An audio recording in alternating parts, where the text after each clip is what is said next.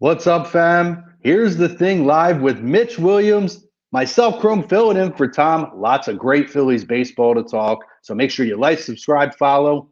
Roll the tape, baby. Let's go. Oh my God!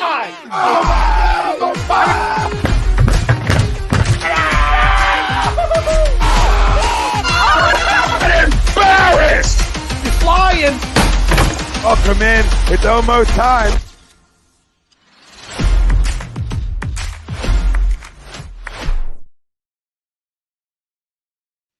That opening cracks me up. That is Philly fans to a T.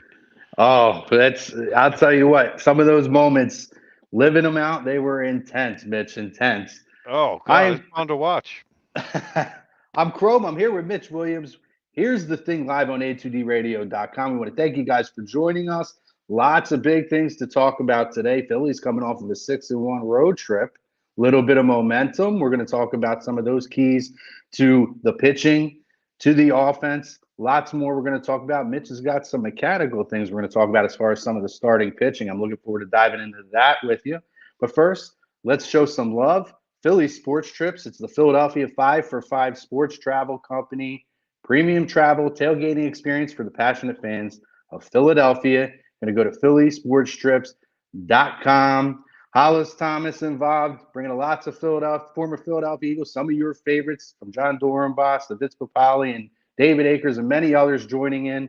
It's a wonderful, wonderful experience. And if you haven't been on one before, I'm telling you guys, it's grade A, and they're going all over the place. Kansas City, you want to go local, you can go up to New York. You can take those trips, or you can go out and go to Kansas City and Dallas and everywhere else. Bring that fan base with us, phillysportstrips.com. And our topic that we're going to start out with here, Mitch, we're going to talk the Phillies pitching resurgence. It's been more impressive than the offensive rebound. Do you agree or disagree with that? Uh, I agree to a certain extent, but they both feed off each other. What can't happen is a pitcher can't go out there and know that he can't give up more than 2 runs. And an offense can't go out there and know that they have to score 8 because it pressures up either side.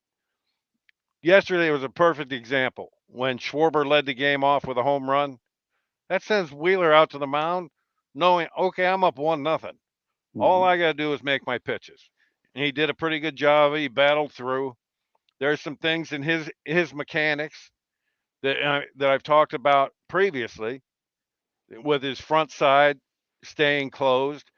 Yesterday it was odd because he wasn't breaking his hands at the same spot every time in his delivery, and he had a real long fifth inning, almost 30 pitches, and I noticed it throughout the game. And then he comes out in the sixth inning, he's breaking his hands in the same spot every time, and those are things like I've talked about with Tom. Every pitcher at every level, I don't care who you are, gets out of whack at some point. You have to have a pitching coach that's standing there and says, "Look, you're breaking your hands late, or you're drifting down the mound," and that that falls on the pitching coach. Yeah, and I think that we were talking before we went on the air. The thing you worry about is when guys start doing different things to their mechanics, they start tipping pitches off, particularly when you get in those long 25, 30, 33 pitch innings. There's trends that you said it to me. Hitters don't miss these things. No, So they start picking up on this, and again, it makes for a really long night. And he has had some of the mechanical issues in that start, but he battled through it. Yeah, I got to give Wheeler credit yeah, because he didn't have that's his best professional, man. fastball. Yeah, he didn't have his best velocity. He wasn't locating it very well. The umpire was squeezing the hell out of him on fastballs into left-handers. I think they showed on the graphic yesterday that there were 5 fastballs in to left-handers that were in the box, and Wow. he didn't call any of them. And that starts to frustrate you as a pitcher. When you make the pitch you want to make and it's on the plate where you wanted it and it don't get called, that becomes Right. very frustrating.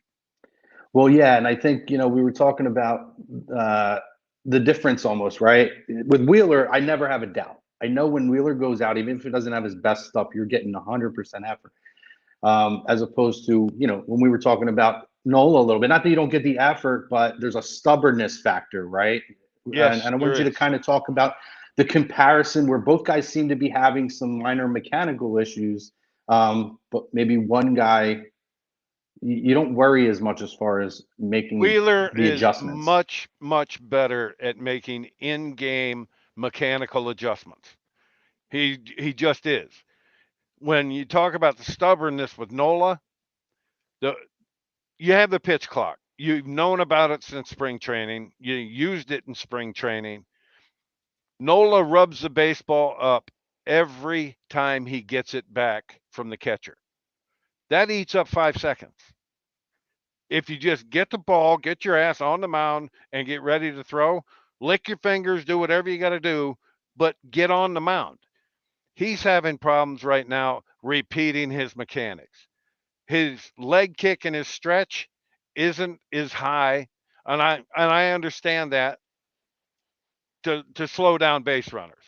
But I've always believed you don't sacrifice your stuff and command to hold a base runner close. Mhm. He's got to get to the same point. What happens in his stretch, his hands get out away from his body a little bit, his kick leg doesn't get all the way up, and he drifts. When you drift, you're breaking your hands late. When he's on top of his game, he is throwing the baseball downhill. He's gathered. Everything happens over the rubber. And that's what Wheeler does a really good job when he starts to rush, meaning drifts down the mound. He does a good job of coming back and breaking everything over that rubber. When that happens, he's got that electric stuff. Same thing with Nola. You cannot get up. You have to get all the way up and back and break your hands before you start down the mound. And he just hasn't been able to repeat it. And it's one of those things too. We're talking about kind of guys just getting the ball back and pitching, right? And I think you guys have talked about this at length as well. It's the same thing with the hitters who don't take a swing, but they adjust their batting gloves every time Right. before they take the next swing, right? I think of I'm actually a Cardinals fan, so I think of like Skip Schumacher used to do that Yeah. when he was a hitter, right? Step out, fix your gloves. It's the same routine, and with pitchers as well. Like when you watch a guy like a Wheeler or Adam Wainwright up until this year, obviously guys who just get on and throw the ball.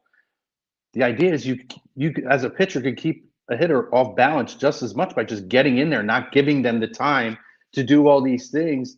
And that was what I always felt like. I never understood why pitchers don't do that more Think about often, Nomar Mitch. Garciaparra.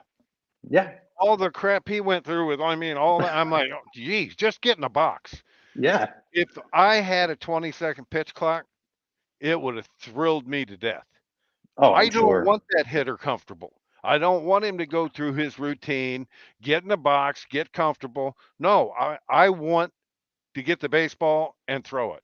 I know It, what pitch I'm throwing next based on the pitch I threw previously.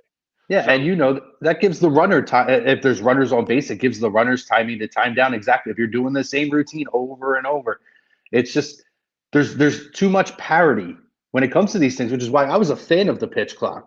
Not even just to speed up the game a little bit more, but it does take some of the nonsense out, like getting pitchers into a routine of catch the ball, get on the mound, and throw your pitch. Take some of that monotony out of there, and I feel like the pitchers should have the advantage over the hitter at this point. absolutely. In my opinion, there's no question with a 20-second pitch clock, the pitcher should have the advantage because the hitter doesn't have time. Look at Bryce. Bryce has that thing where he dips and twists, and before he gets in the box, he has to call timeout to do that now. Mhm. And they only get one timeout. So it's harder on hitters than it is on pitchers because pitchers, if you know what you're doing, based on the pitch you just threw, you know the pitch you're throwing next. And that's my issue with it. That's my issue with the pitch count. Mhm. You don't throw a pitch anymore to set up a pitch.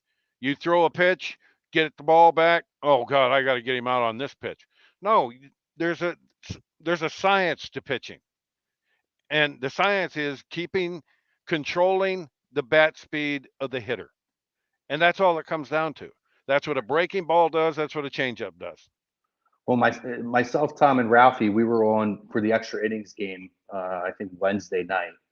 We did live reactions, and kind of to your point, right? We went into the whole conversation about throwers and pitchers and guys who, nowadays they teach these kids that, it's velocity, velocity, velocity. When my argument has always been a lot of your drive comes through your legs, right? And it's arm motion. So you're going to get that velocity if you learn how to do the proper mechanics and properly build up the leg strength in your legs. Am I wrong on that?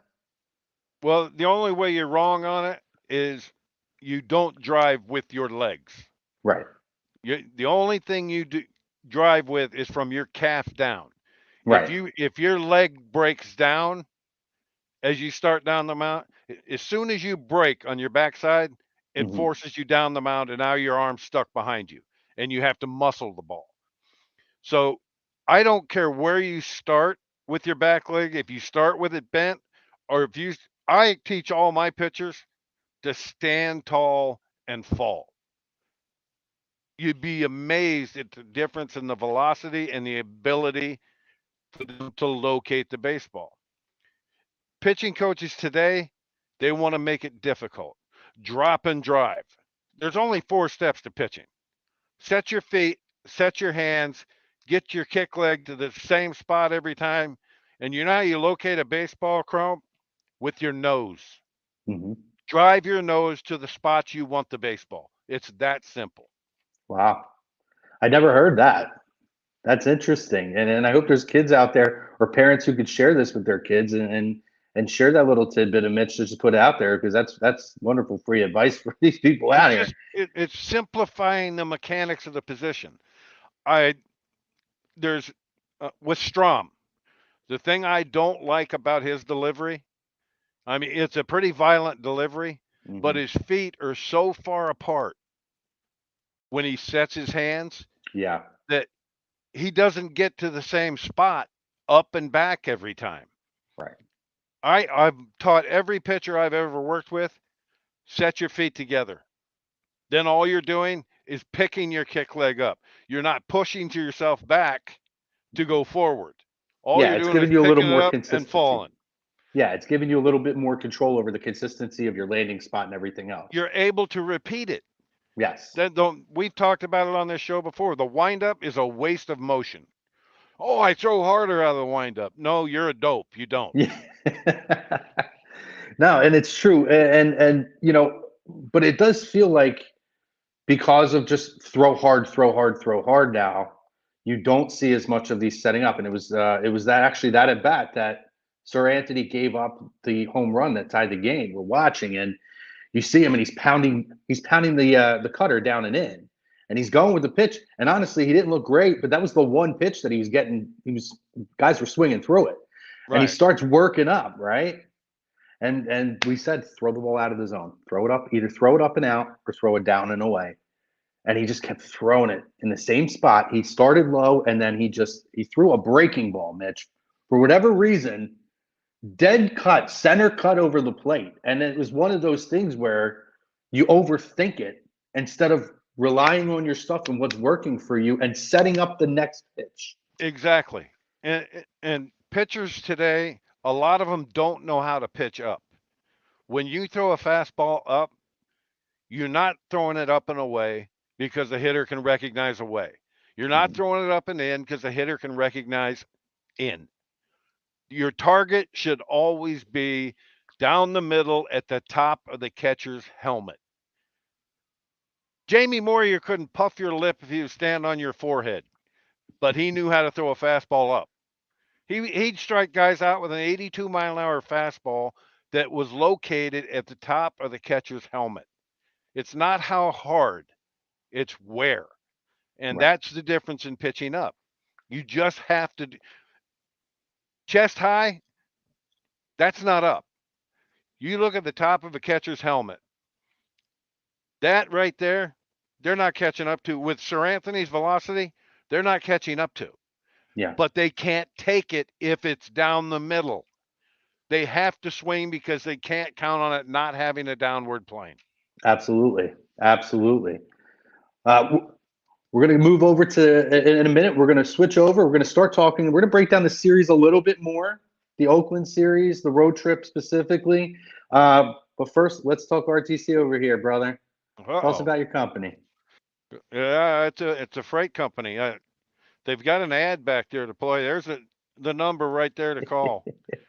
I don't know if Ralphie's going to play the ad or not, but there's a number. We're a freight brokerage. We handle all kinds of freight. So if you have any freight you need shipped anywhere in 48 states, call that number, mention my name, and we'll do a good job for you. Take care of you. There you go. Ralphie, you running that ad for us?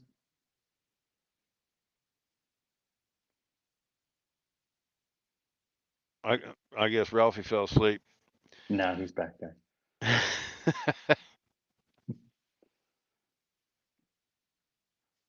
Well, we'll bounce forward then. Yeah, just bounce. You got it. Okay, so Philly's coming off of a 6-1 road trip, Mitch. Which was huge. Huge, right? And I think even coming before then, right? We talked about, well, you guys had discussed, I know we discussed on A2D Wednesday nights how I personally felt like the Detroit series was an opportunity to build a little bit of a confidence booster against a team that clearly hasn't been playing very well. I felt, they struggled a little bit against Washington, so I feel like they needed somebody that could go in and build up a little bit against. Obviously, exactly. they played well against the Dodgers. They played, it was Detroit. They played well against the Dodgers. They played well, obviously, taking 3 out of 4 against Arizona, and they come out and they get the sweep against Oakland. Who, listen, I mean, Oakland has been what they've been, but they were playing well up until coming into that series. For a team that's 19-59, they had a 7-game win streak. Mm-hmm. I mean, so think about that. You erase those 7 games. Yeah. What was that? They'd won 12 games. Yeah. Talk about miserable. And they got some guys on that team that they're just free swingers. Yeah. And if you can get the ball in your spots, and those are teams that they have to go out and sweep. When you're playing, this is my issue with this Phillies team early in the year. They were playing down to their competition. And playing a good team, they look fine. The lineup has woke up. Castellanos hasn't played in a couple days because he's been sick. But this guy is absolutely the all-star off this team. What a year. Absolutely. And you talk about the most consistent hitter. And coming off of the year he had last year, there was a lot on his plate. There was a lot of expectations with the big contract that he signed. And you had to think, with the career that he's had, he's too professional of a hitter to have repeated a year like last year where, we talk about free swinging. He swung at everything last year. I mean, he was going Vlad Guerrero Sr. style. You know what I mean? Yeah. But he's not Vlad. Nobody's Vlad. So it was a rough year, but he's been so disciplined at the plate. He's taking what the pitcher's giving to him. That's exactly right. And the results are showing. Exactly. And he's up there. Watching him this year in comparison to last year, because if I'm not mistaken, Schwarber and him both went deep in their first at-bats for the Phillies last year. Yeah. And then it was all downhill from there for Nick. He came out there this year. He's thinking like a pitcher when he's at the plate. And I talked about this last week about why Connor Brogdon got sent back down. The pitch selection is everything in this game. Everybody knows that Connor's best pitch, he thinks, is his changeup. I think it's his fastball that he doesn't use enough. Mm-hmm. And when he gave up that home run, he had just thrown a 95-mile-an-hour fastball on the inner third for a strike after throwing a changeup. What does that hitter think's coming next? After he just froze him with a fastball, after throwing him a changeup, he knows he's going back to the changeup to try and strike him out. Absolutely. That's not thinking like a hitter. That's thinking like a pitcher. And I think JT has to do a better job of calling pitches based on what the hitter is thinking, not based on what they might have gone over in the pitchers meeting. You have to play the game that is in front of you. And if a guy shows you something, either stay away from it or go to it. But you cannot go out to the mound and think like a pitcher every time you take them out. You have to think like a hitter. My first 3 years, the only pitcher I talked to was Charlie Huff. And he didn't do me any good pitching because he's a knuckleballer. I talked to him because he was funny as hell. Yeah. I talked to Larry Parrish, Pete O'Brien, Toby Harrah. These guys, I wanted to know what they're thinking. I don't care what pitchers think. Yeah. Hey, Ralph. Now, and to your point too, Mitch, right? It kind of goes back to that at bat that we talked about, where in that inning you could see, what's up, Big Dad? It's Tom Joplin. Thanks for helping today. This is easy. We're having a fun conversation over here, Dad. Appreciate it. I didn't even notice you were gone, Tom. Looking at that at bat, and really that whole inning, again, you could see, they came in with a very specific plan that he wanted to try to throw the breaking ball. He wanted to try to throw the fastball. Location was an issue for him, and he started walking guys. But that cutter was the one swing and miss pitch. And it's like, you were around Mariano Rivera, right? People talked about this guy could throw 4 or 5 pitches, literally, effectively. He could have been like a starter would. But he threw one pitch because nobody ever hit it his entire career. He threw one pitch, Chrome, because he could throw that one pitch over a button. I mean, that's the kind of command he had. A cutter, like Aaron Nola's cutter, is a hit me out of the ballpark pitch because he has no command of it. If I was him, I'd eliminate it from my entire repertoire, wouldn't throw it. The one inning, it was a couple starts ago where Nola had guys on second and third and punched out the side with breaking balls in the dirt. It was against Atlanta. And then the second time Riley comes up, he hangs him a breaking ball first pitch in the middle of plate. You don't get outs with strikes. You get outs with balls. You get ahead with strikes. And if your best pitch, Nola's best pitch is not his curveball. His best pitch is his fastball. And that's the pitch he normally locates the best when he's on top of the ball, throwing the ball downhill. He falls in love with his curveball, and hitters are going, okay, he just humiliated me my last at bat with breaking balls. He's going right back to the breaking ball. Sure enough, first pitch, he didn't bounce it, threw it right down the middle, and that just becomes a hit me pitch. I've made every mistake that I'll ever talk about on this podcast, and I've made every mistake 100 times. But it's the way you go about it and how you adjust. I've walked the bases loaded in my career, I don't know how many times, and got out of it without giving up a run because I was able to make an adjustment in game, something mechanically that I was doing wrong. And that's where I think Aaron has to get to. They talk about why they haven't re-signed him. Because for me, it's his arm slot. He is right on the brink of being under the baseball. When he gets under the baseball, he becomes very hittable, and it's dangerous. He's not 22 anymore. You get past 25, you're not as flexible. Your tendons aren't as flexible or strong. You don't throw as much anymore because the only way you can build up that UCL ligament that everyone tears and has Tommy John is by throwing. There is no weight program that you can build that up. You have to throw and throw correctly in order to build the muscles around that UCL. Nola's had a tremendous career up to this point. That's why I suggested last week that I would look to trade him because the pitching coach they've got now can't tell him what he's doing wrong, obviously, because Nola goes out there one game and does it great. Next game, he's right back where he was. So you have to be able to identify that kind of thing.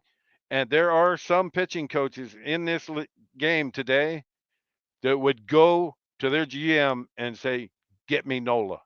Yeah, give up those two young arms and get me Nola."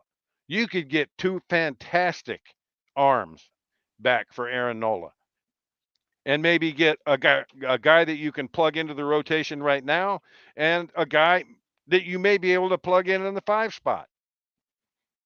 That's what I think he could bring back, and he's going to command $200 million on the free agent market this winter. Yeah. So I would ask, though, it could be that, and I don't know Aaron Nola personally. I don't know what his work ethic or ability to, I can look adapt at him to, and tell you he has a good work ethic. I right. mean, But his lower half, he's strong. wrong wording. In terms of, we talk stubbornness, right? Right. How flexible he is with that. So my question would be, is it possible that he's not re-signed because maybe he's getting these tips but not making those adjustments in game because of creature of habit, and maybe that worries them a little bit? Yeah, we talked about this last week about Caleb Cotham. The first thing every player does is look at, when they get a new coach. They "Hi, look at his coach, how are resume. you?" First thing they're going to do is look at the back of their bubblegum card. Yep, the When they resume, look at yeah. the back of Caleb Cotham's bubblegum card, they see 34 innings pitched in the big leagues with a 7.1 ERA. So anything he says to him, it all comes down to credibility. If you don't have credibility with your players, you can't be a coach for them. It's that simple. Yeah, I could see that. I feel like in St. Louis, you're seeing some of that with guys like Ali Mormon, and some of these other guys. These young coaches out there right now who have no resumes and are getting these opportunities, whether it's deserving or not. But so it's interesting though that you bring up. You guys have been talking about the Aaron Nola possibly being somebody who uses a trade piece. However, with where the Phillies have now started to ascend to, do you think that that's smart to basically rob Peter to pay Paul? You're taking away, at least at this moment, your technical number two. You could argue with Ranger and this and that, if who it is, but you're taking away your number two guy in your rotation behind Wheeler at a time where your pitching is starting to turn a corner, and you already need to add more depth. Well, your pitching is turning a corner, but not all of them have turned the corner. Agreed. Aaron's had a couple of really good starts, and then he'll come out and have 3 bad ones. So I do think there's way too much inconsistency with Aaron Nolan. I've always said that. I've gotten a lot of heat on A2D radio for saying that. I love the kid, and if his talent ever comes to fruition of what's there, you're looking at a bona fide, at least number one, but or at least a number two, a high end number two, possible number one. When he is throwing the ball downhill, I don't know how tall he is. He looks about 6'3" or 6'4". Mm-hmm. They put you on a 10-inch mound for a reason. When you get under the baseball, you completely eliminate that 10-inch mound they put you on. Hitters want to hit flat stuff. And when he's around the side of the baseball with his curveball, because he's gotten out here with it instead of being on top of it, I don't care where your arm slot is. You can be a 3/4 guy up here, and your elbows still got to be as high as your shoulder. And your fingers have to be on top of the baseball, not around the side of the baseball. When your fingers get around the side, you can get movement, but it's flat movement, and you can't get the ball off the barrel of the bat. When you're on top of the ball, watch his sinker. When he throws his sinker and he's on top, he gets run and downward sink. When he's around the side of it, it's flat, and it just becomes a pitch that is a hit me pitch. He has trouble locating it when he's around the side of it. His curveball, when he gets around the side of it, rolls. So for me, it's about him watching his own film. And is he doing enough of that right now? I don't know that he is. That I don't know. I don't know, Aaron. Yeah, that's what I'm saying. Everything I've heard about him, he's a great guy, a hard worker. I'm not questioning any of that. No. I'm just questioning why he can't repeat his mechanics, why he hasn't adjusted to the 20-second pitch clock and gotten rid of rubbing up a baseball that you just threw. Why do you need to rub up a baseball that you just threw and got back from the catcher? You don't. No. It's pretty simple. No, and again, and we're gonna step out real quick for Philly sports trips, but I just want to add to that before we go on the other side and pick up on this conversation. Again, at this point, this is an advantage for the pitchers to have this pitch clock. And yes. If you're not recognizing that, I question then where your sense of the game is that you can't tell that's an advantage for you. Yeah, and you're not exploiting that. But Aaron's a guy that is obviously a creature of habit. All baseball players are. But for a pitcher, for me, it's way easier to make that adjustment than it is for a hitter. Because a hitter, they're going to go up there and do the same thing every time. Whether if they swing and foul a ball off, take a pitch, like you said, adjust their batting gloves, do what, knock the dirt out of their cleats, whatever. They all have a routine. And they're still getting the signal on as far as if we're hit and run and everything else. They're trying to keep their eyes on the coach all while doing all this at the same time. Exactly. It's a lot going on. A lot of more moving parts for the hitter at this point. Let's take a quick. Go ahead. We'll talk about it after the break. Yeah, we're going to, on the other side, we'll pick up on this conversation, but let's hear from our friends over at Philly Sports Trips. Hey, Birds fans, the NFL schedule has arrived and Philly Sports Trips has all the details now. Visit the site phillysportstrips.com. This is sure to be an epic season. Be sure to go there now to make sure that you don't get shut out. Join us in Tampa, LA, Seattle, or when we get revenge in Kansas City. Don't want to fly? No problem. Gather up your crew and hop aboard one of our signature boisterous bus trips to DC or New York. Sign up now and make sure to mention A2D. Don't miss out on the best Philly fan experience anywhere. Philly Sports Trip customers always stay at the best hotels and meet NFL legends. Book today. Lots of good stuff to look at, guys. Make sure you check them out. PhillySportsTrips.com. You know Hollis. Hollis is a trip, brother. If you take a trip with Hollis, you'll be laughing, I promise you. Hey, you'll remember that forever. But getting back into that conversation, Mitch, you were about to make a point as far as the advantage for the pitchers on the pitch clock. The thing that I wish they understood is if a hitter's not comfortable, he's not going to hit well. You look at Nick Castellanos this year. He looks absolutely comfortable at the plate. Absolutely comfortable. And for pitchers, the one way to make a hitter uncomfortable when there wasn't a pitch clock was to make them move their feet. That was the only way to make a hitter uncomfortable.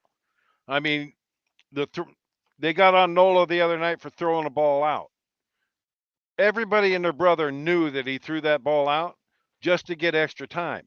But that umpire had no right to call what he called on Nola.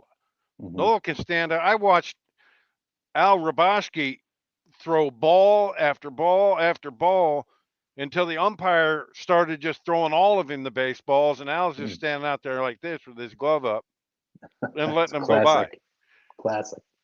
That's where umpires are trying to put themselves insert themselves into a game that they have no business doing. There is no rule on how many balls you can throw out that you don't like. Rub them up better.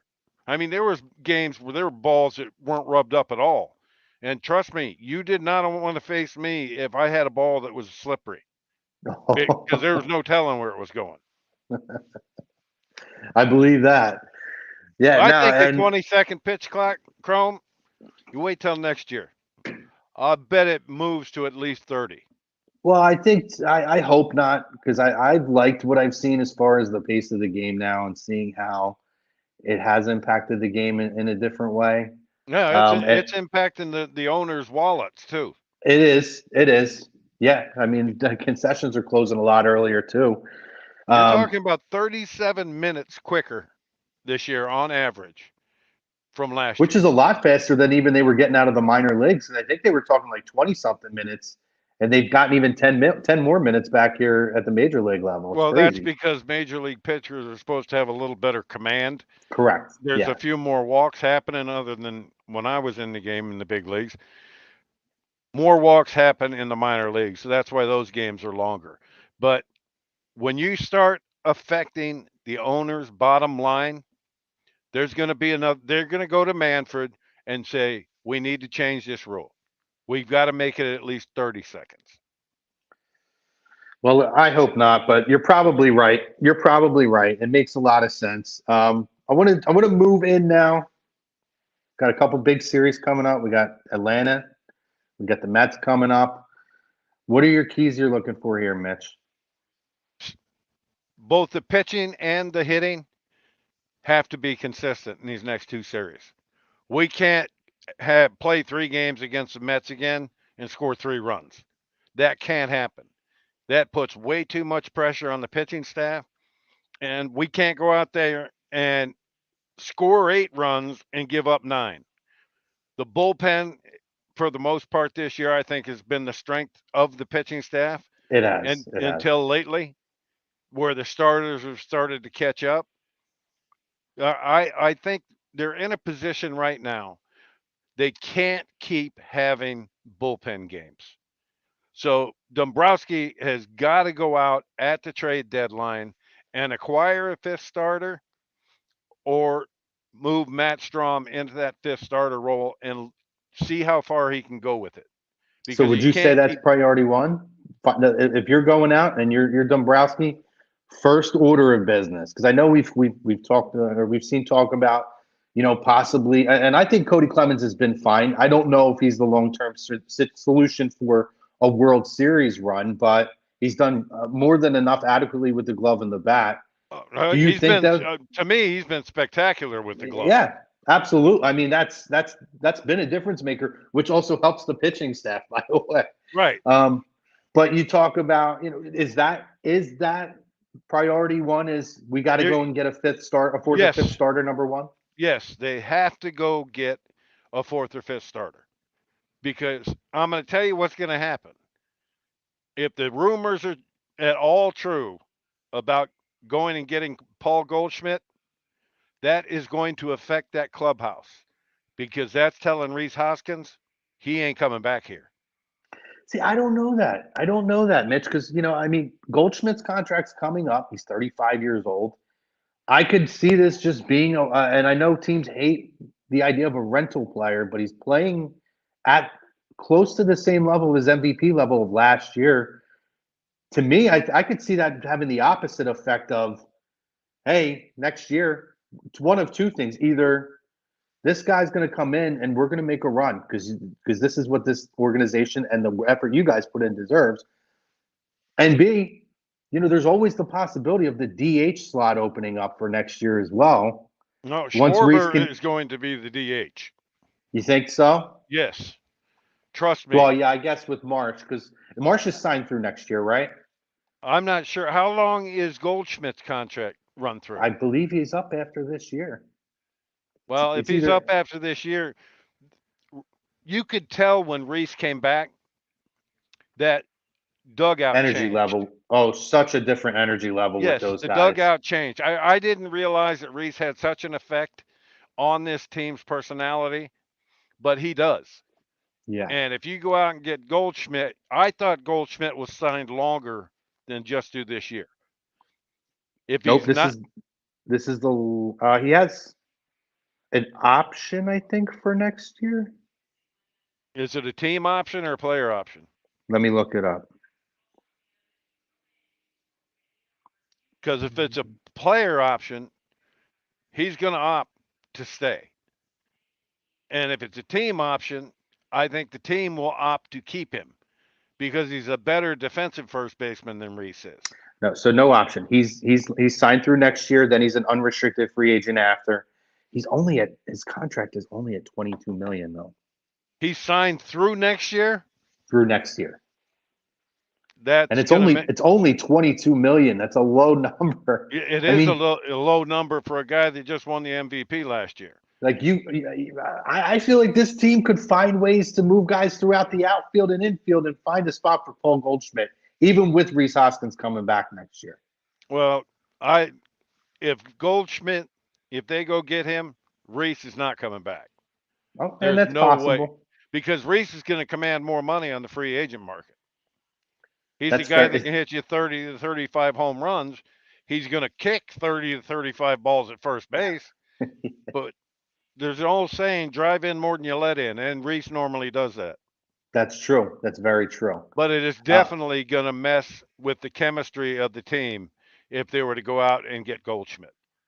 Yeah, I think it would be a difference maker. I don't know about for this year because Rhys will still be in the dugout, maybe for next year. But the other thing too is Paul Goldschmidt's an excellent locker room guy as well. Yeah.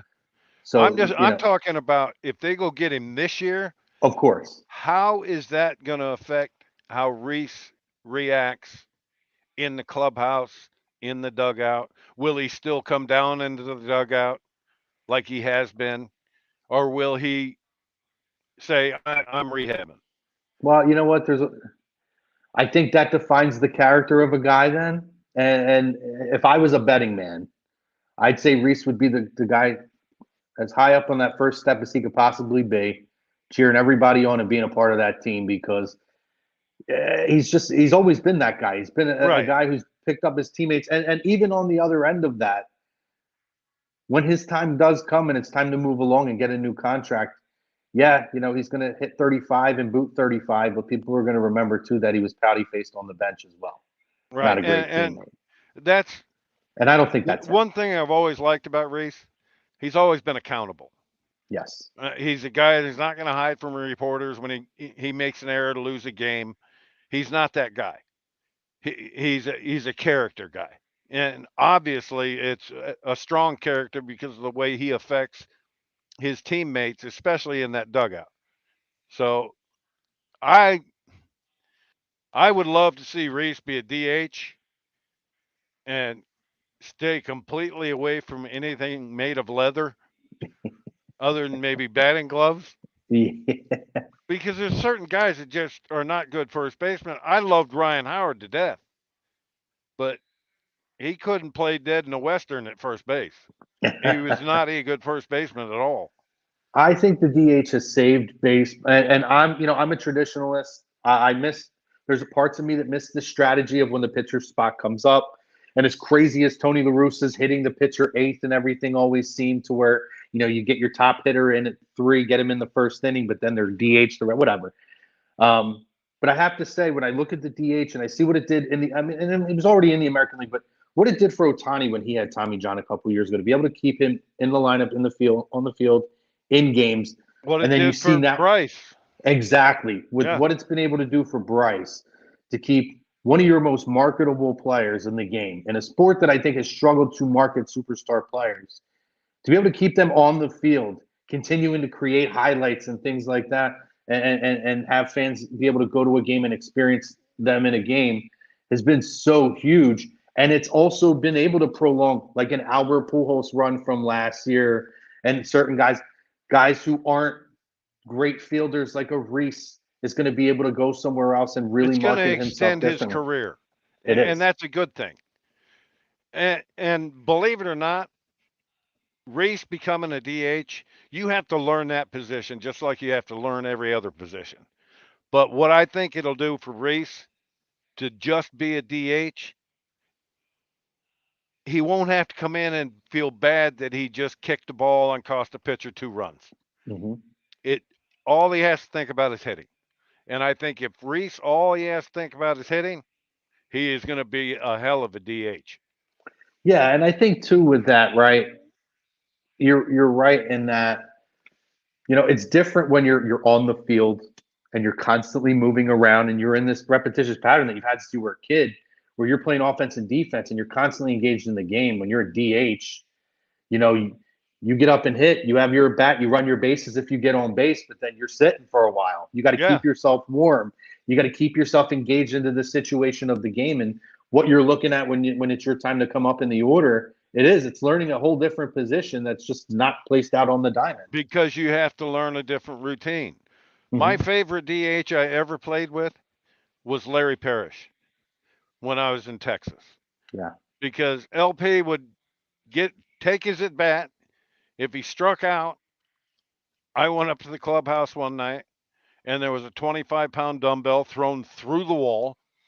But if he was going good, he had his 3-iron in his hand.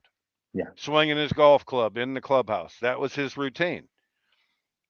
Guys today, the hitting cages are so close to the dugouts in most places, other than Oakland, the cages are in center field, so it's not like you can run out, take BP, and then run back in for your AB. The way they're set up, they're able to go in, soft toss, take BP, hit off a tee, whatever they need to do to keep the routine and their bodies loose in between at-bats. Yeah, absolutely. Mitch, I want to go back in and we're going to do our last commercial break. On the other side, we're going to come back and we are going to go in and break down the Mets and the Braves and Mets series coming up. Okay. So be right back on the other side. Hey, Birds fans, the NFL schedule has arrived and Philly Sports Trips has all the details now. Visit the site phillysportstrips.com. This is sure to be an epic season. Be sure to go there now to make sure that you don't get shut out. Join us in Tampa, LA, Seattle, or when we get revenge in Kansas City. Don't want to fly? No problem. Gather up your crew and hop aboard one of our signature boisterous bus trips to DC or New York. Sign up now and make sure to mention A2D. Don't miss out on the best Philly fan experience anywhere. Philly Sports Trip customers always stay at the best hotels and meet NFL legends. Book today. All right. Make sure you guys are checking them out. PhillySportsTrips.com. Get together with Hollis and all the boys. Have a great time out there on the road for the Philly and the Eagles. And guess what? They do home games too. They do some different events for home games too. So check out the site, find what works for you, and get out there and have a great time. Mitch, here we go, brother. Big NL East series coming up. We started touching on it a little bit with the pitching, and the hitting. But what if you're looking at it now? We got some tough series, and the Mets have been scuffling themselves. It's been a tough road for the Mets. Atlanta's been playing extremely well for the most part. If you were to say, we touched on the pitching. What is the one key with the pitching? Are you looking at starting pitching, maintaining this level going into this series and establishing? I know we talked about scoring runs. I feel like they have scored for the most part really consistently over the last 4 or 5 series. A couple games with 3. I know they got shut out in one game in LA. For the most part, they've been putting up 6, 7, 8, 9 runs in games. The lineup is doing their job. Yeah. And you know what's been great about it too, Mitch? And I think this is where some of the turnaround has been. I do feel like the team started pressing. Guys were trying to hit home runs. You've talked about it with Tom and me, and you talked about some of the inconsistencies in Trey's mechanics. However, overall for the offense, what they've done really well is they've manufactured runs. Yeah. Bryson Stott has been hot. Stott, there we go. Stott, he's been, deep fly sacrifices or making sure you hit it over to the right side so the runner for third can come in. They're producing runs, not just hitting long balls and going for doubles and triples. And I think that's been a big difference. You missed it yesterday. Schwarber had his first 3-hit game yesterday of the year. Oh. His third hit. It's June for him, so. Yeah, his third hit, he got fooled so bad on a breaking ball and was so far out in front, but still managed to keep his hands back far enough to where he could lift a looping dumper into right field with a guy in scoring position, which ended up being the winning run. Wow. I mean, this is the kind of things winning teams do. Bryce Harper's at the plate. Not yesterday, on this road trip, gets in an 0-2 hole. He's got a guy in scoring position. All he did was shorten up, drive the ball into left center, little line drive looper into left center, scores a run. Bryson Stott, the adjustment he's made, he is now hitting in his two-strike stance his entire at bat. He's got the ability to not stride and still hit the ball out of the ballpark. Love that. This is what frustrates me about Trey Turner. He came back, had a couple of good games. They said they found something he was doing wrong in his back hip. It's not his back hip. It's his barrel. Anytime I'm a pitcher and I see the top of your bat pointing at me, you ain't catching up. And that's the issue he has to fix. He fixed it one time yesterday and hit a double in the gap. But every at bat, he was 0 for 3 his first 3 at bats. And if you shot him from a side profile, his barrel would be back here instead of here. I wish that Kevin Long, I know that Turner's hit one way his whole career, but this is a really bad habit. And he's not young. Mm-hmm. We're not talking about a 22-year-old. I believe Turner's 30, is he not? Yeah, if he's not 30, he's about to be. I'll tell you in 1 second, but go ahead. He ain't no Gary Sheffield. No, nobody is. He's not put together like Chef was. He has to make adjustments as he gets older. He might have been able to get away with rapping a little bit when he was younger, but there's no way you can't swing through a 91-mile-an-hour fastball that's right down the middle. You can't miss that. And he's not missing it. He's late on it. So try something new. Watch Bryce Harper, who hits after you. He starts with the barrel of his bat on his shoulder. When the pitcher starts to him, the barrel comes up so he can take the knob to the baseball. Trey doesn't do that. He starts with his barrel up and then does this. And then he whips around. Yeah. Yes. He's gonna be 30 at the end of the month, June 30th, by the way. So we were right on. He's right around there. Overly young. I mean, it's not old. No. But he's not the same kid he was at 22, 23. It's a lot of extra motion that he's adding to his mechanics that, like you said, it's creating a lag in his bat speed that he's not getting the bat through his own.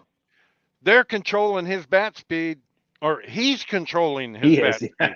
The pitchers don't have to. Yeah. And that's why he cheats and guesses, because he knows he's not catching up. When he's going good, it's because his bat doesn't go here, it goes here, from here to here. He's just doing it backwards. He ought to just change the way he loads. If he changed the way he loads, then you can get out of that habit. Yeah. Yeah, I completely agree with that. And I do think, though, overall, the offense has started to come around again. It's the manufacturing run. So I'm looking at more of the key as I need the starting pitching to continue to give you six innings at least here. And I know it's a lot to ask because we talk bullpen games and inconsistencies. Ranger has been fantastic. He's gotten nothing but gotten better every start. He's really, and we talked about this before we went on the air, that game against Arizona. And it's a shame that he didn't get the win out of that because, I mean, he pitched a beautiful 7 innings for them. Those first 2 innings, he struggled a little bit. His pitch count was a little bit higher. But coming out of the third, you could just see him working more efficiently. And I think he was shortening up his stride, and he was basically going out there and he was throwing his best pitches, and he kept the hitters guessing quite a bit to where he got into a few situations where he was in trouble.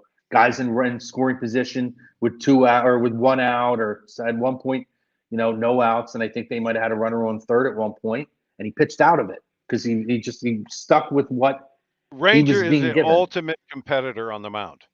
Yes. He really is. When Ranger gets in trouble, it's normally because of his kick leg. He'll get swingy with his kick leg rather than just picking it up. When he picks it up and puts it down, that's when his location is good, his velocity is good, his changeup is good. Ranger's at his best when he's throwing the ball anywhere from 94 to 96 with his fastball, and he's able to locate it. Because for 140 years, the best pitch in baseball has been and always will be a located fastball because Absolutely. they have the least amount of time to react to it. Going into this Braves series, so we're going out. We're going to have Ranger opening up, Nola, and then I didn't see who they have going in the third game here. Oh, Walker. Walker's throwing in that third game against Atlanta. Taiwan, to me, has done a good job. He's made some adjustments in his delivery. He's cut down his windup. It's basically just a stretch. Yeah. And that's when his split is good. Yeah, he's one of those guys, though. I don't buy too, and I hope that he does. I don't buy too much into what I see from him because I feel like he's just one of those guys. There's a lot of inconsistency there. I was kind of surprised that he was the big free agent pitching move in terms of the rotation this year for the Phillies, because I really thought they would go out and make a big splash, and obviously they went out and got Trey Turner, and that was their move. But Walker's never been a guy that he's shown these flashes before. But then the consistency's not there. In Seattle, he was brought up as a young kid. Then he goes to the Mets. Well, cutting down his windup and basically just throwing out of a stretch, he's able to repeat those mechanics. Yeah. And I like what I see the last couple of starts. I was actually pissed, and I almost as pissed as he was when he was taken out in the fifth after the fifth inning in his either the last start or the start before his last start. Yeah. Because he was throwing the ball well. And he was only at 86 pitches. Are we too much by the numbers, Mitch, with these pitch counts? Because it's ridiculous. You have to watch the guy that day. If you're a pitching coach and you look out to the mound and you can't tell me if your pitcher is fatigued or not fatigued, you don't belong being a pitching coach. You don't need a clicker to tell you that. All you have to do is watch your pitcher. As soon as they start breaking down on their backside, that means their arm is getting tired and they're trying to use their legs more. So when they start breaking down and trying to drive home with their legs, they're fatigued. Get them out of the game. If they're still standing tall and throwing the ball downhill, leave them alone. Some days you might be able to throw 200 pitches and be mechanically sound. Some days you might not be able to throw 20 and be mechanically sound. That's why that 100 pitch count is irresponsible, because you're going to let a guy, say you wake up and you don't feel great that day. You don't let a $25 million a year pitcher throw 50 pitches more to get him to 100 with bad mechanics. Right. And if you take him out of a game where his mechanics are sound and he's stuffing it up the other lineup, I'll go back to Charlie Emanuel, who I absolutely love. Go back to the 2008 playoffs against the Dodgers. Pedro threw 8 innings, had a 2-0 lead, and Charlie took him out of the game. The Dodgers dugout was doing cartwheels because they didn't have to face that changeup and Pedro for another inning. What happened? They tied it up. If it ain't broke, don't fix it. And if it is broke, go take it off the field. Yeah. It's that pretty simple stuff. Yeah. So going into the Mets series, then we have, I think they have a bullpen game on Friday, if I'm correct on that. What I'm seeing now is it looks like Sanchez is going to start that game, and then we get to the top of the rotation where you're going to get Wheeler going out. We do have Scherzer in this series. We do avoid Verlander. Scherzer ain't the same Scherzer. He hasn't been as sharp this year. I think he's one of those guys you didn't know when Father Time was going to catch up, but you felt like it had to be knocking at some point. He's 39 years old. He still knows how to pitch. There's no question about that. But he doesn't have that 97, 98 anymore. No. So he can't make as many mistakes as he once could make. Yeah. You can make mistakes at 97 and 98. You can't make mistakes at 93 and 94. No. We're coming up to the bottom of the hour, but let me just ask you this, Mitch, before we head off. We got a 2 series here, big series. For this to be a success, what record are we looking at here coming out of this? Are we looking at they need to go 4-2? They have need to a go 5-1? 4-2. 4-2 is a must. That's 666. Yeah. 0.6 or I whatever. think they need at least 2 from Atlanta. The defining trip for me was this last road trip. Yeah. If they hadn't done what they did on this last road trip, that could have been disastrous for them. Oh, but to God, come yeah. home going 6-1 on a West Coast trip, especially when 4 of those games are in Arizona, that's a pretty damn impressive road trip. These guys they're fun to watch when they're playing well. They're a lot of fun to watch. Yeah. Well, I'm telling you right now, if they came out of this road trip on a losing end of it, it's time to start looking at being sellers at the deadline and not buyers. So, right. This was fun, Mitch. It sure was, Crow. I'm glad you let me jump on with you today and fill in for Tom. Tom will be back next week. And him and Mitch, they'll be going through all things Philadelphia Phillies. It's a great conversation. Guys, make sure you're liking, subscribing, following to A2D Radio, everything across all the social media platforms, all the streaming platforms. Make sure you guys are checking out our sponsor for this show, Philly Sports Trips, for the Philadelphia 5 for 5 sports travel company, premium travel, tailgating experiences for all the passionate fans. Check them out, phillysportstrips.com. Hollis Thomas, bunch of Philadelphia Eagle legends are going to be a part of some of these different trips, and they're doing tailgates, stay at some of the best hotels and everything else in each city. Make sure you guys check it out. And they do things for home games as well. So make sure you check that out, phillysportstrips.com. Absolutely. And then make sure you guys are checking out. If you have any kind of freight needs, right? Any kind of freight, contact Raymond Transport. There it is, 800-206-3983. We're gonna make sure we get that. We're gonna make sure we get that commercial running. Yeah, the commercial didn't get played this week, but we got you. Tom's out of the office. I can only do so much. I only got so much pull over here, Mitch. You know? I have no pull here. I'm just sitting here looking at a computer. But listen, thank you to Ralphie on the back end. Thank you for all you who commented. And make sure you guys are sharing out the videos. Make sure you guys are passing this on to your friends. One of the fastest growing sports media company in the country. And it's not just because of me, Mitch, Tom, and everybody else here. The main thing is you guys who continue to come back, share our content, subscribe, tell your friends. A2D grew by word of mouth, and we're just getting started. So for myself, for the wild thing over here, Mitch Williams, go Phillies. For Ralphie on the back end, for Tom Arnone and everybody else, have a wonderful day. Happy late Father's Day to any of you guys. Happy Juneteenth and everything else.